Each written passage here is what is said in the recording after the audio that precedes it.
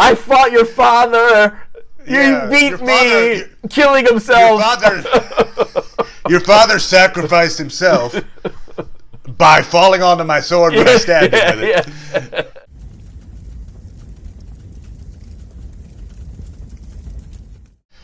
Hey, Internet. It's Paul. It's Matt. The Dork Lords. We are here talking about Hawkeye, Season 1, Episodes 5 and 6. Ronin, and So This Is Christmas.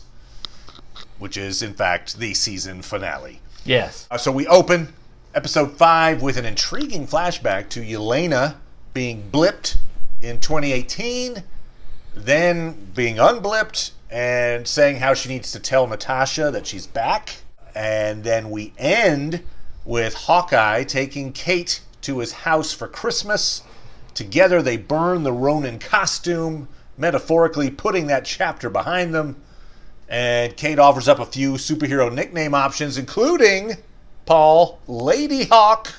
That's an underestimated fantasy flick from the 1980s. You got Michelle Pfeiffer, Rutger Hauer, Matthew Broderick. Good stuff. I would go with Lady Hawk, I'm just saying. Do it. All right. But apparently they're leaning into Hawkeye. Yes. And then there's this post-credit scene, which is the full-length version of the song Save the City. Yes. From Rogers the Musical. Also known as I Could Do This All Day. Why is it not called I Could Do This All Day? It was so good. Loved it. I thought it was a perfect ending for this show. Not for all the shows? Well, I mean, some of them are more serious. It's got all serious. of them in there. It's got a lot of them in there. That's true. That's true. I mean, it's so campy, but it works with the tracksuit mafia feel of this, the Christmas feel of this thing. And so, yes, the "I can do this all day" refrain is memorable. But also, there's some great lyrics in there. Now, when I started listening to them, I love the one of like, "If the city's trash, then you take your bow. We'll blame you then, but you're good for now." I particularly like "We Like That Stank." Yeah, right. So all that said, Paul. Yes. What did you think of the final 2 episodes of Hawkeye Season 1? Yeah, I enjoyed them. Yeah, I think they stuck the landing. I mean, the LARPers, if they could have found a way for them to not be in there, and I might have enjoyed it more. Well, I was talking about the camp, right? They fit into that camp factor. Yeah, of you this. could definitely. Yeah. I mean, they weren't bad. It's just they weren't great. Yeah, I mean, it is. It's a fine line they walked, and I think we've mentioned this maybe in a previous recap, but that Tracksuit Mafia are goofs. Yes. The LARPers are kind of goofs. Yeah. And there's a sense of low stakes physical comedy basically with these folks. Yeah. And then you've got things like, Kingpin and some very serious characters. And so it's a weird end. Like, am I supposed to be worried? Do I think they're going to die now? Who are they fighting? Tracksuit Mafia? Oh, then they're fine. It's an odd energy a little bit. That's a tough balance, I think, to juggle. Sure. I think they do it pretty well. I liked the story of Kate there, and I thought it was nice, the bits of Clint Barton that we got to see. And, one of the things I've been thinking about the most is how much, I already liked Linda Cardellini as Laura Barton, but they did some nice fleshing out of her. All right, you kind of want to see now that you've set her up as this former agent. Yeah. Like for instance, the thing that you thought was going to happen that didn't happen. Now you could be really sorry that it didn't happen, that they didn't descend upon the house, and that she had to, fight to save her kids. I thought that was coming, and it did not. No, it's like everything's resolved. Yeah, by the time they get back to her. Yeah. But so the watch was hers. We thought that might be the case. And it's got the number 19 on the back, which I guess is a reference to Mockingbird in the comics. And before I forget, on a different aspect of the show, Amber, you were so right. I felt like we might have, thought that, Kate's mom was, but we weren't emphatic as much as you. So, Amber, you were right. You were right. Amber was convinced that Eleanor She is the best Dork Lord She is the most prescient. So, yes, we bow to you. Tip of the cap. Tip of the cap. Tip of the cap. But just to follow up on your point on Laura, so the watch was hers, she gets to return the watch. Why would someone else getting that watch reveal her as, I don't know, an agent? Like, what connected the watch to her? But if some, like Kingpin gets it and he's like, oh, 19? Well, that means, I don't know. I mean, there must be some way, but I don't see. It's not obvious. It's not like, oh, well, there. We don't know. Yeah. Okay. I don't think they've told us in any way. It's, okay. A lot of people were hung up on that. That's a man's watch. So yeah, I was. Yeah. I mean, it could also be a retirement watch, right? Like, here's this is all we got. Shield. Sorry, for men and women. But I agree with you. In the last episode in particular, it had a lot of heavy lifting to do. And I think it had 3 arcs it was trying to conclude. And in my opinion, it concluded 2 of them beautifully. One of them was Kate. I thought Kate's origin story, right? I mean, it's basically Kate's origin story. And she has to make the tough choice to arrest her mom. You're not disappointed that Chekhov's father never reappeared? Yeah, I know. Well, not to say he couldn't. I mean, again, that's still if there's a season 2 of this, I don't know if there will be, actually. This kind of all has a lot of conclusions. It's like, Kate, remember when I told you that I was so upset about his death that I had to sell out to Kingpin? Well, here's another lie. Here's yet another lie. Amber said she's a terrible person. Yeah, there you go. Add one more lie on it. Right. Oh, yes, he wasn't dead the whole time. Yeah. All right, okay, so be it. The other thing was that I'll give you credit before I launch into other stuff. You palled Kazi. Kazi got killed. I matted Jack, thinking that Eleanor, if she was evil enough, might kill him. She didn't kill him. She framed She's not that him. evil. So, yeah, that's all. Just framing. Yeah. All right. And really, it's like there's enough room in there for him to still be guilty. But apparently not. Right. No, apparently not. Right. He's like, no. He became part of that camp factor of the show. It's like, I'm good with a sword. Yep. And in fact, the LARPers invite him to join. Like, you're pretty good with a sword. I love that line where it's like, well, I'm in a guild. I was like, oh, nice. That was great. So that storyline where then Kate Bishop has to make this tough decision, to have her mom arrested. I feel like, does a good job on the hero arc for her. Clint dealing with his recent past. The temporary loss of his family and the blip, his Ronin phase. Right. And then the death of Natasha. Love that scene on the ice with Yelena. I thought that was really effective. You were satisfied with him convincing her that I guess he wasn't actually at fault. Right. Yeah, I know. I bought it. I think Yelena was partially convinced by Kate, right, early on when she was like, okay, you believe this guy? And Kate's like, no, he is a good guy. Right. You're wrong. And and so I think that was the beginnings of somebody believes in this guy.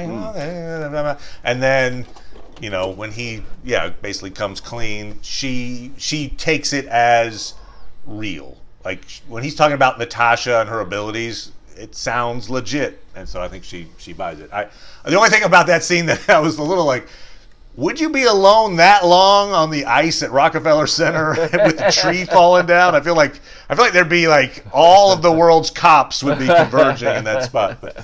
But I did like that scene a lot, and I thought it did a nice job at Clint's coming to terms with this thing. So that was a good end of that storyline. The one of the 3, if I call them the 3 storylines that I thought fell flat is Echo's origin story. I think it just felt too rushed. I didn't really care about Kazi's betrayal so much. Maybe because I just didn't get Maybe because you didn't foresee it? Connection. I didn't foresee it. That's like, damn it. That's not really I just didn't think of them as that close. Yeah. I think there was probably more footage. Maybe this wasn't always a 6-episode thing. Maybe it was 8 episodes at one time, and we had more of their backstory together. I just feel like it felt a little rushed for me. personally. I wasn't emotionally invested in those stakes. You don't think they were perhaps saving some of that for the Echo series? Well, and then in that case, just save it all for that then. Like, you could just have her show up as like, oh, incredibly talented member of the Tracksuit Mafia. Oh, she's dangerous. I wonder what her story is. Now you can find out in the Echo story. Anyway. And like, for instance, we learned that Kingpin wanted her dad dead. Right. And so he had Kazi tip off Ronan about her dad's whereabouts. Right? That's what we got. Yes. Okay, so they have this big confrontation. Ronan fights Echo. Cool fight scene. Yep. And then, Clint's like, look, yeah, I killed your dad. I killed your dad, but I was tipped off, so that's fine, right? I didn't get it at first. Jackie, my wife, kind of clued me into what that conversation was about between Clint. But at first, I was just like, yeah, I murdered your dad with a sword, but someone told me where he was, so we're fine, right? like, he still did it. It wasn't like, look, I didn't kill him. I don't know. I think Kingpin killed him. No, I killed. So I don't feel like. I think Echo is still angry at Hawkeye, probably, right? I mean, it's weird. Like, what is her relationship with Clint at this point? Has she forgiven him, or is she just like, now I'm mad at other people too? I'm also mad at you. I mean, it's sort of like, well, I mean, yeah, I guess you could argue they didn't spell it out for us that she decided that Kingpin was a far greater threat to her, and the fact that she's working in his institution in order to kill Hawkeye. Now it's like, well, how effective am I going to be at that when Kazi's looking over my shoulder and everything? So. The minute that she realized she couldn't trust the system she was in, that was her highest priority.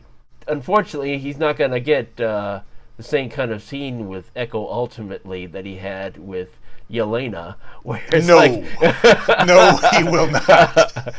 I fought your father. You beat me, killing himself. Your father sacrificed himself. By falling onto my sword when I stabbed him with it. But Jackie kind of clued me into something I missed originally, which was Clint's intention in his dialogue there with Echo, where he's basically saying that Kingpin manipulated his rage as Ronan to do his bidding. That's interesting. At anger, just like Kingpin's doing with Echo. So he's saying, like, we're the same person. We're being manipulated by this other guy. So I was angry. I was this force of rage, and they just directed my rage at your dad. Right. So it's an actual difference, but almost to the same effect as Black Panther in Civil War with Baron Zemo. Baron Zemo, right, where it's sort of like, the reason why you're doing this isn't the reason why you think you're doing this. I just kill people. That's just what I do. I'm a weapon, just like you. Just like you. Killy Von Killerson. Yes. We end that storyline with Echo confronting Kingpin in an alley and shooting him as the camera pulls up. Yes. It's pretty obvious that Kingpin is not dead. Yeah.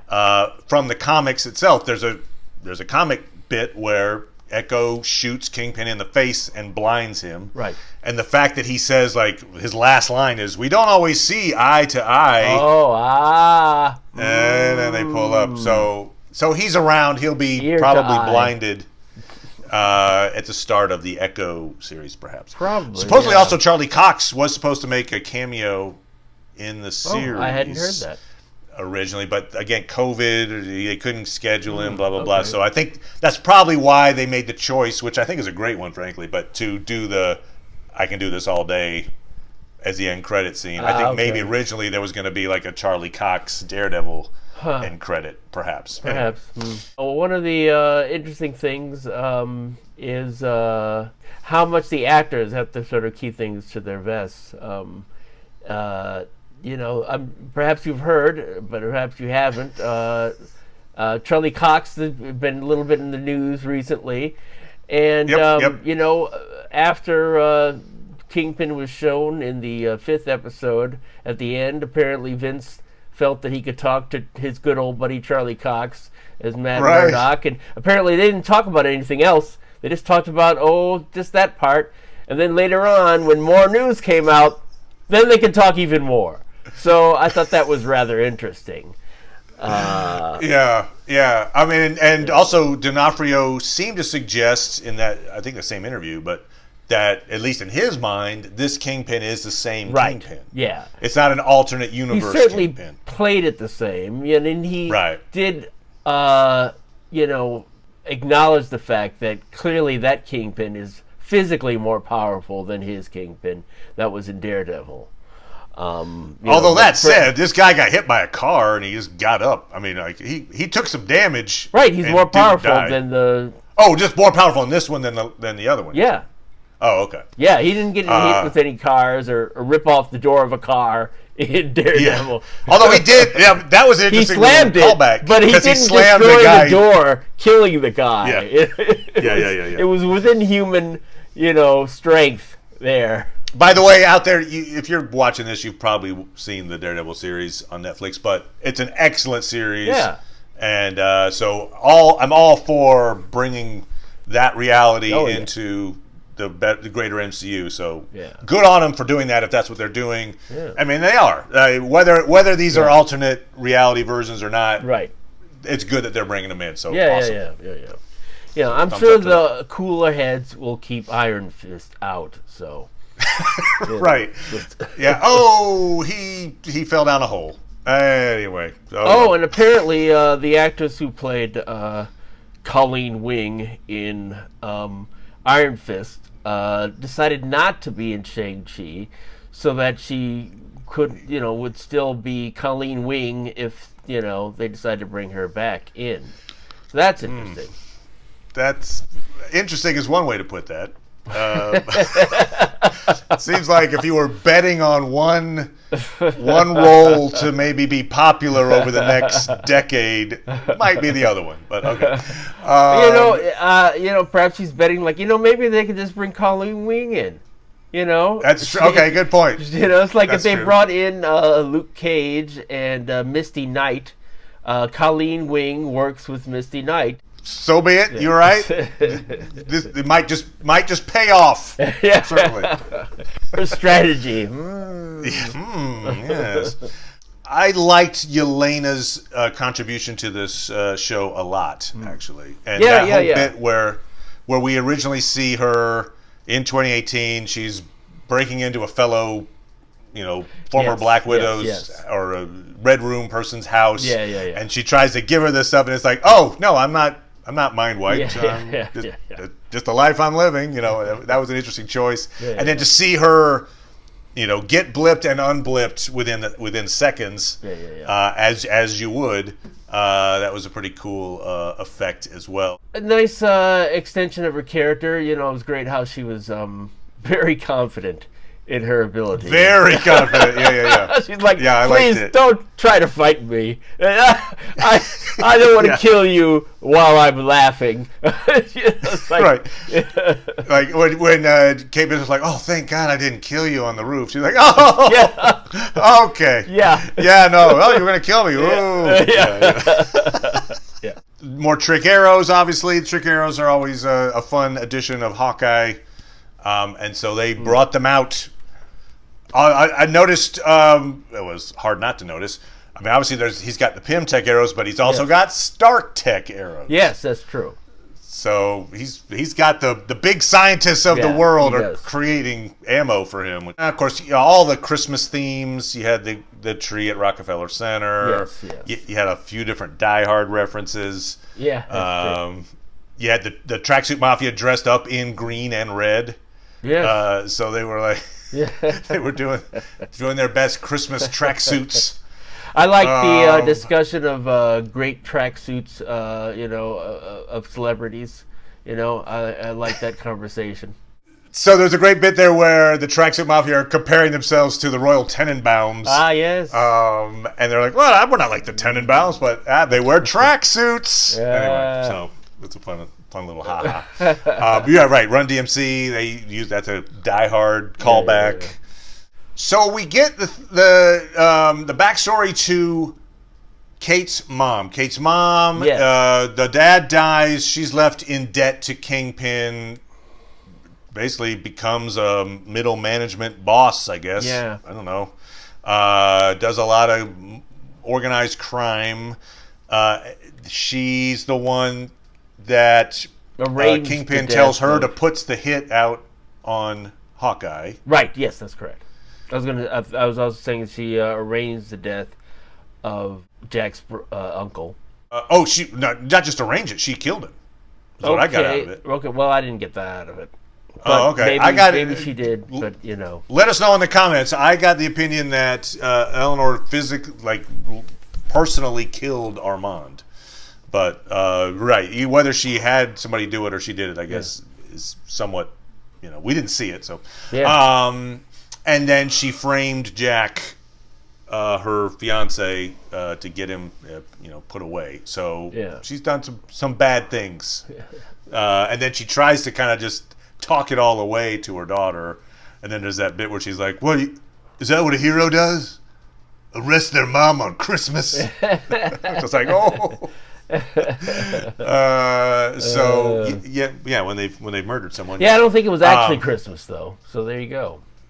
Christmas Eve, great. I think it was. It was Christmas, right? Good point. Because it's later. It's Christmas Day when they're at Clint's house. So, if she wanted to, that would have been a great point for her to quote. It's a Wonderful Life. She could have said, "Merry Christmas to you in jail." Yippee-ki-yay. I did enjoy this series, and I enjoyed these last two episodes very much. Again, I feel like the Echo story was maybe my least favorite part of it, but I really did think the main focus of this being Kate and Clint. Right. I think it nailed their stories very well. Yeah. It was certainly well within the establishment of a buddy pick, right? Because initially they're Clint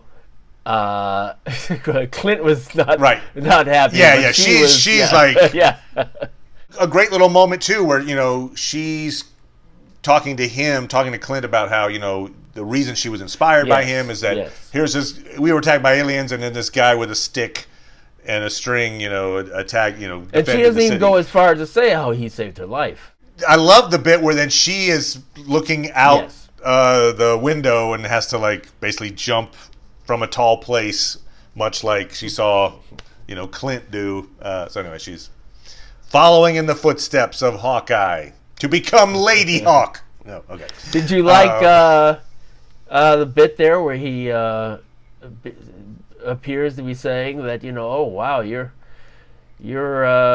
pretty awesome, and really he's talking about the costumer.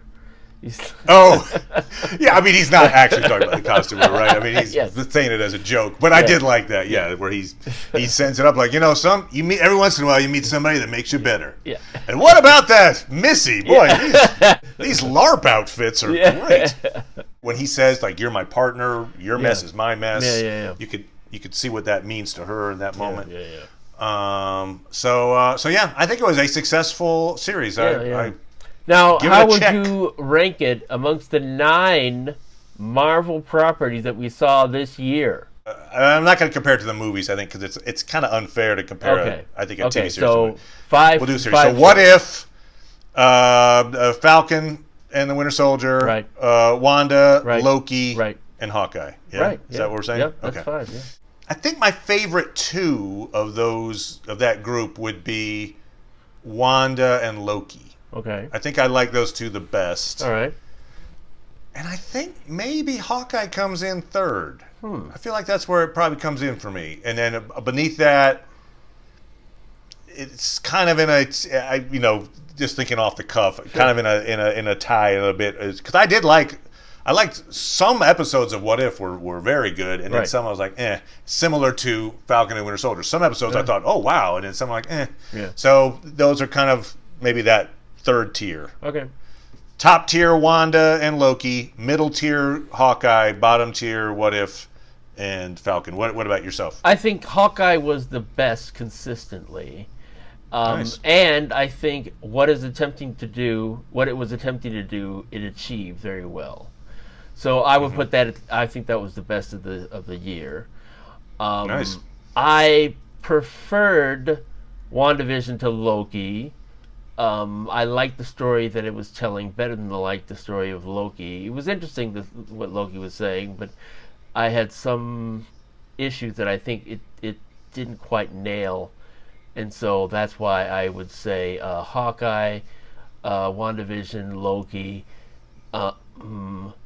and it might tie with What If, Loki and What If, because I wanted more out of that animated series, and I don't think the way that the stories, I think they could have done more with it. So, but I like the animation and the way that ultimately the story that it was sort of how it was tying up was okay.